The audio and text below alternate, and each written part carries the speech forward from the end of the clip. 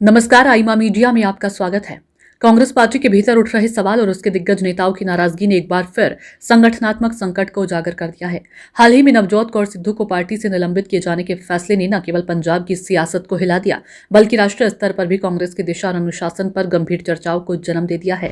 नवजोत कौर सिद्धू लंबे वक्त से पार्टी की नीतियों और नेतृत्व शैली को लेकर निशाना साधती रही है। उनके आरोपों को कांग्रेस नेतृत्व ने बार बार नजरअंदाज करने की कोशिश की, लेकिन अंततः जब उनके शब्द पार्टी के खिलाफ खुले विद्रोह की तरह सामने आए तो आला कमान ने कार्रवाई का रास्ता चुन लिया। यह फैसला अचानक नहीं आया जैसे दिखता है, बल्कि पिछले कई महीनों से उनके और पार्टी नेतृत्व के बीच खिंचाव बढ़ता जा रहा था। नवजोत सिंह सिद्धू स्वयं कई बार पार्टी लाइन से हटकर बयान देते रही हैं और कई मौकों पर कांग्रेस और भाजपा के बीच उनकी सियासी आवाजाही ने उन्हें अविश्वसनीय खेमे में खड़ा कर दिया।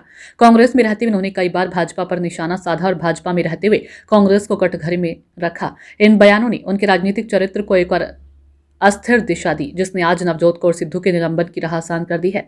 पंजाब में सिद्धू परिवार की राजनीतिक पकड़ हमेशा चर्चा में रही, लेकिन जब पार्टी की नीतियों के विरुद्ध बयान देना सार्वजनिक रूप से बढ़ने लगा तो माहौल गर्म होना तय था। नवजोत कौर सिद्धू के हालिया आरोपों ने कांग्रेस आलाकमान को सीधे चुनौती दी और इससे पार्टी के भीतर अनुशासन बनाए रखने की आवश्यकता और भी महसूस की गई है। सत्ता से बाहर रहने की स्थिति ने कांग्रेस के भीतर असंतोष को बढ़ाया है और नेतृत्व पर सवाल उठाए जा रहे हैं। सत्ता से दूरी किसी भी सियासी पार्टी को बेचैन करती है और कांग्रेस भी इससे अछूती नहीं है। निलंबन की कार्रवाई सिर्फ एक नेता तक सीमित नहीं लगती, बल्कि ये संदेश भी देती है कि पार्टी अब असंतोष के किसी भी रूप को खुला छोड़ने के मूड में नहीं है। पिछले समय में पार्टी के जिन नेताओं ने कांग्रेस छोड़ी वे भाजपा में शामिल होकर बड़े पदों पर पहुंच रही हैं। ये परिस्थिति कांग्रेस के लिए एक और चिंता का विषय है। वरिष्ठ नेताओं को हाशिए पर धकेलने की आलोचना भी उठती रही है और पार्टी में तालमेल की कमी लगातार उजागर होती रहती है।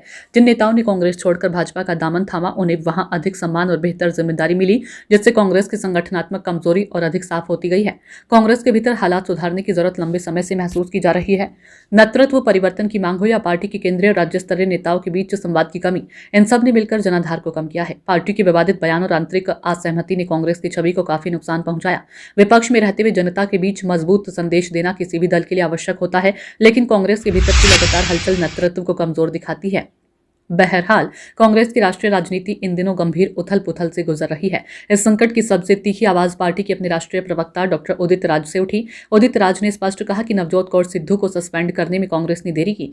यह भी संभव है कि उनके लगाए गए आरोप सच हों, इसलिए जांच होनी चाहिए। उनके शब्द केवल व्यक्तिगत नाराजगी नहीं, बल्कि कांग्रेस के भीतर चल रही गहरी बीमारी का नैदानिक विवरण है। उन्होंने ये भी बताया कि लोकसभा चुनाव के दौरान पार्टी के कुछ जिम्मेदार लोग उनके खिलाफ काम कर रहे थे और कोई कार्रवाई नहीं हुई। सिद्धू परिवार के विवाद ने कांग्रेस के संगठन को सार्वजनिक रूप से बेनकाब कर दिया है। डॉक्टर उदित राज और नवजोत कौर सिद्धू के बयान कांग्रेस को उस दर्पण के सामने खड़ा करते हैं जिसमें पार्टी खुद भी देखना नहीं चाहती। ये एक नेतृत्व विहीन, दिशाहीन और नियंत्रणहीन पार्टी का चेहरा है। उदित राज का बयान उस दर्पण पर लगा एक बड़ा तीखा और ना मिटने वाला निशान है। केवल सिद्धू विवाद नहीं, बल्कि कांग्रेस संस्कृति, संगठन और नेतृत्व मॉडल की पूर्ण विफलता का आईना है।